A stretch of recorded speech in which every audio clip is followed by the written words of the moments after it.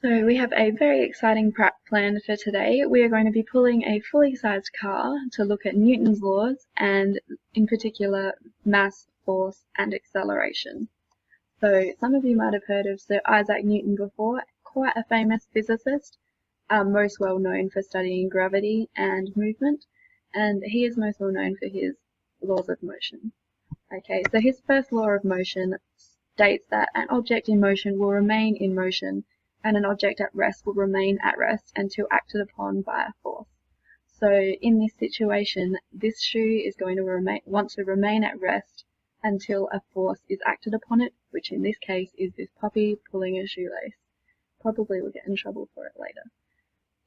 So in the situation that we're going to be doing with a car, our car is going to want to remain at rest until we apply that pulling force to it. Okay, so the force in acting in this situation is called inertia.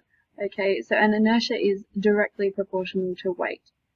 Alright, so in this case, the inertia acting on the shoe is going to be a lot less than our car, as the car obviously has a larger mass than the shoe. So Newton's second law states that net force is equal to mass times acceleration. So we're going to be calculating this in our investigation. So obviously the two variables that we're going to need to know are the mass of the car that we're pulling and the acceleration. Okay, so we can quite easily determine the mass by doing a little bit of research, finding out the model of the car and doing some Googling to find out its exact weight. Alright, the acceleration I'll just move on to now. So what we'll be doing while we're pulling our car is measuring the speed of the car at different time points. Alright, and from there we'll be able to look at what the change in velocity was, what the change in speed was at different points, and what the change in time was. Okay. So from there we'll be able to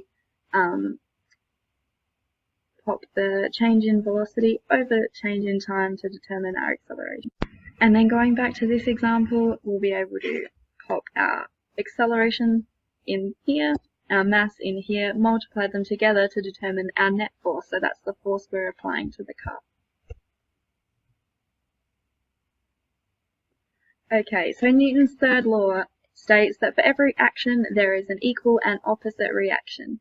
So you might remember from before we talked about the different forces acting upon an object, and when we are pushing an object along or pulling it along, there is an equal force working against us. Alright, so in this case, friction is the key word. So while this guy here is pulling this block along, friction, which is the force resisting motion from one object relative to another, so the force of the block resisting the motion of pulling by the guy, relative to each other. Alright, so in the case of the car, we'll be pulling the car along, and the connection between the road and the tires will be causing friction and an opposite reaction to us. Again, weight comes into play. Because of the weight of the car, there'll be a higher amount of friction. So moving on from here, another calculation that we'll be doing is calculating the kinetic energy. So that refers to the fact that an object that is moving has the ability to do work. So once the car is moving, it has an ability to do work. So first of all, to calculate this, again we have to determine our speed, so the distance of our car moves and the time it takes to do so, to find the velocity. And then from there we can find the kinetic energy, which is symbolized by this E and little k, and we'll multiply our mass of the car that we've determined before and the velocity and halve that to find our kinetic energy.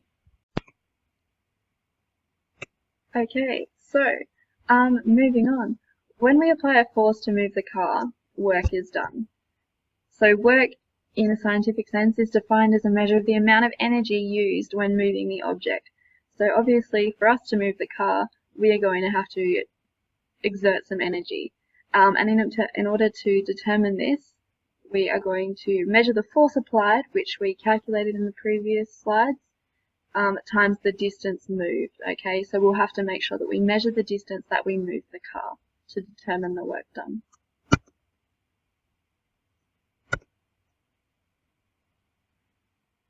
Okay, so what we need to do in this situation is measure out the distance that we are going to be pulling the car. And we're going to have to measure different sections of this in order to create specific points that we can get a speed of the car and the time at which that speed was occurring. Okay, so I've kind of shown this down the bottom here by drawing these lines. Okay, so when we're pulling the car along, we want to be taking a speed and the time at this point, at this point, at this point, and at this point, or however many points we decide when we get out there. Alright, so what I would like you to have a little think about is, how do you think we can do that? How do you think we can determine the speed of that car at that specific point while also recording the time?